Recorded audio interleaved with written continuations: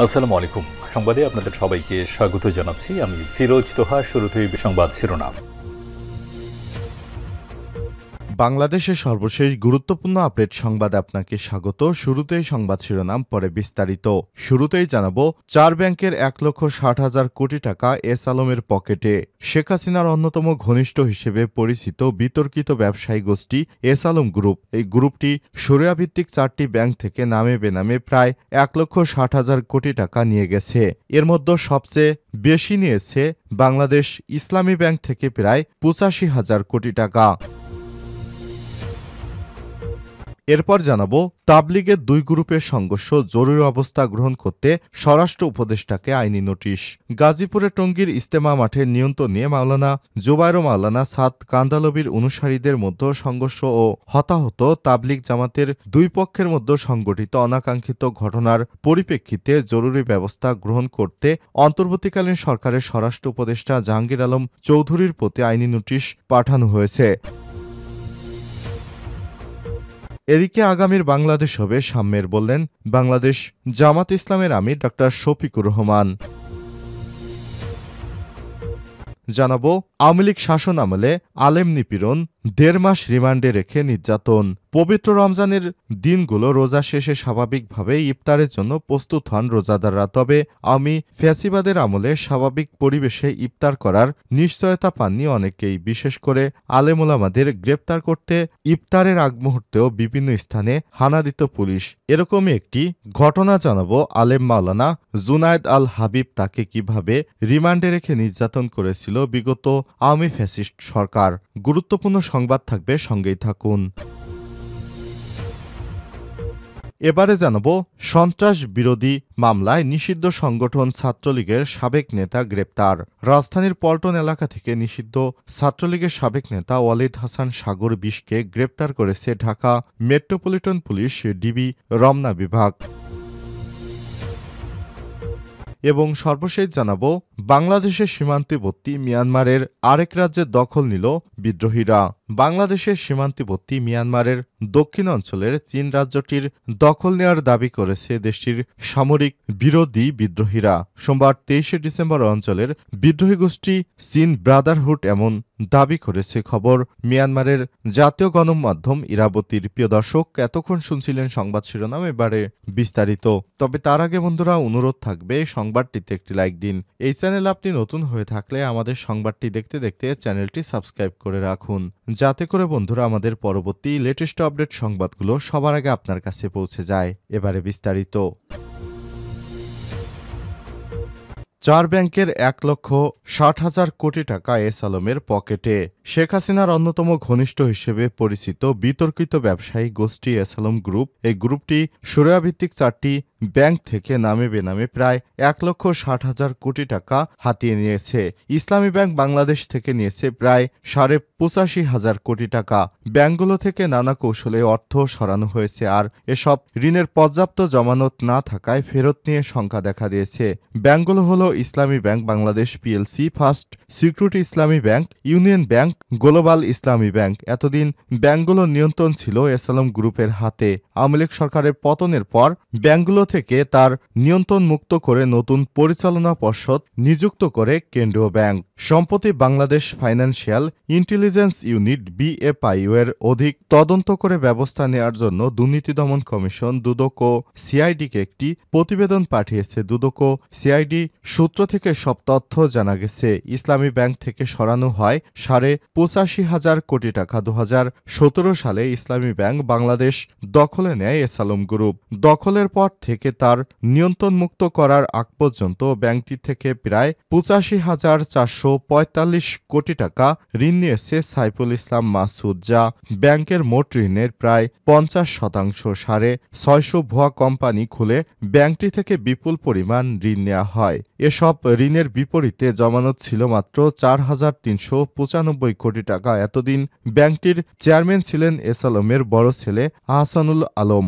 দখলের আগে এস আলমের ব্যাংকটিতে ঋণ ছিল 3,600 কোটি টাকা। তখন ব্যাংকে মোট ঋণ ছিল 61,641 কোটি টাকা, আর আমানত ছিল 68,135 কোটি টাকা। কর্মকর্তারা ছিলেন 10,000-এর কম। নিয়ন্ত্রণে নেয়ার পর আমানত বাড়ানোর লক্ষ্যে নতুন নতুন শাখা খুলে পটিয়ার লোকদের নিয়োগ দেওয়া শুরু করে এস আলম। ফলে সারা দেশে ব্যাংকটির শাখা এখন ৩৯৫টি। এর বাইরে রয়েছে ২৫০টি উপশাখা। ২০২৪ সালের জুন শেষে ইসলামী ব্যাংকে আমানত বেড়ে হয়েছে ১,৫৯,৬৩১ কোটি টাকা এবং ঋণ ১,৭২,৭৩৫ কোটি টাকা, অর্থাৎ আমানতের চেয়ে বেশি ঋণ হিসেবে বের করে দিয়েছে ব্যাংকটি। বাড়তি এই টাকা এসেছে মূলত বাংলাদেশ ব্যাংক থেকে। ইসলামী ব্যাংকের নিয়ন্ত্রণমূলক মূলধন ১০,৪১৪ কোটি টাকা। ফলে একটি গ্রুপকে ইসলামী ব্যাংক সর্বোচ্চ ফান্ডেড ১,৫৬২ কোটি টাকা ও নন ফান্ডেড ঋণ ১,০৪২ কোটি টাকা ঋণ দিতে পারে, অর্থাৎ সব মিলিয়ে একটি গ্রুপ ঋণ পেতে পারে ২,৬০৪ কোটি টাকা। হাজার হাজার কোটি টাকার ব্যাংক ঋণের টাকা পাচার করতে তাই এস আলম গ্রুপ একাধিক গ্রুপ তৈরি করেছে বিভিন্ন নামে প্রতিষ্ঠান খুলে তারা ইসলামী ব্যাংক থেকে টাকাগুলো পাচার করেছে। এসব কাজ করতে এস আলমের নামযুক্ত আছে ইসলামী ব্যাংক থেকে এমন প্রতিষ্ঠানগুলোর ঋণই ৩৪,২৫৪ কোটি টাকা, ব্যাংকটির অফশোর ইউনিট থেকে ১৯,৪৭৭ কোটি টাকা এবং অন্য উপায়ে আরও ৮,৬৭৫ কোটি টাকা ঋণ নিয়েছে। এর বাইরে তার বেনামি প্রতিষ্ঠানের মাধ্যমে নিয়েছে ২২,৭৭০ কোটি টাকা। এসব ঋণ দেওয়া হয়েছে ইসলামী ব্যাংকের চট্টগ্রামের খাতুনগঞ্জ ও আর নিজাম রোড এবং পাহাড়তলী ও রাজধানীর গুলশান ১ নম্বর শাখা থেকে। তাবলিগের দুই পক্ষের সংঘর্ষ, জরুরি অবস্থা গ্রহণ করতে স্বরাষ্ট্র উপদেষ্টাকে আইনি নোটিশ।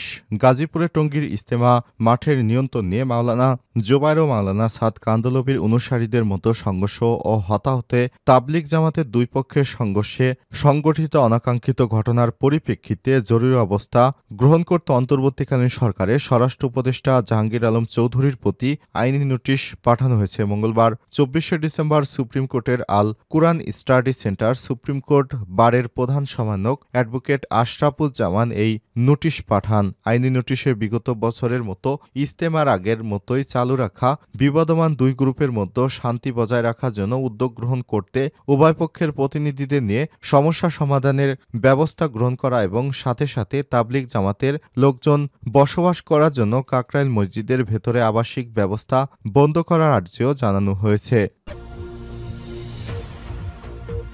আগামীর বাংলাদেশ হবে সাম্যের, বলেন শফিকুর রহমান।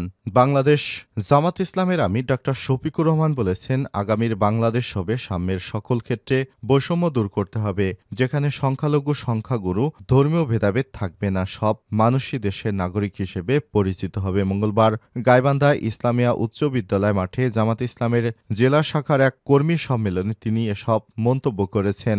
জামাতের আমির বলেন, গত ১৫ বছরে অসংখ্য মায়ের বুক খালি হয়েছে, আয়না ঘরে বন্দি রেখে জঙ্গিবাদের নাটক সাজিয়েছে শেখ হাসিনা, অসংখ্য মানুষের বিনা বিচারে হত্যা করা হয়েছে, গুম করা হয়েছে, খুন করা হয়েছে, জাতীয় নির্বাচনের নামে বিনা ভোটে এমপিদের পাশ করানো, নিশিরাতে ভোট হয়েছে এবং ২০২৪ সালে আমি আর ডামি নির্বাচন হয়েছে। পতিত ফ্যাসিবাদী সরকার আমাদের দেশপ্রেমিক বিডিআর বাহিনীকে ধ্বংস করে সীমান্তে চৌকিদার বিজিবি করেছে। সব কিছু আমরা ঠিক করব ইনশাল্লাহ। আমাদের একটু সময় লাগবে, নির্বাচনের মাধ্যমে সঠিক ব্যক্তিকে ভোট দেবেন। আওয়ামী শাসন আমলে আলেম নিপীড়ন, ১.৫ মাস রিমান্ডে রেখে নির্যাতন। ফ্যাসিবাদী শাসন আমলে স্বাভাবিকভাবেই ইফতারের কর্মসূচির টাইমেও পুলিশ তাদের কার্যক্রম চালু রাখত এবং ইফতারের টাইমে অনেক নিরীহ আলেমদের গ্রেপ্তার করত।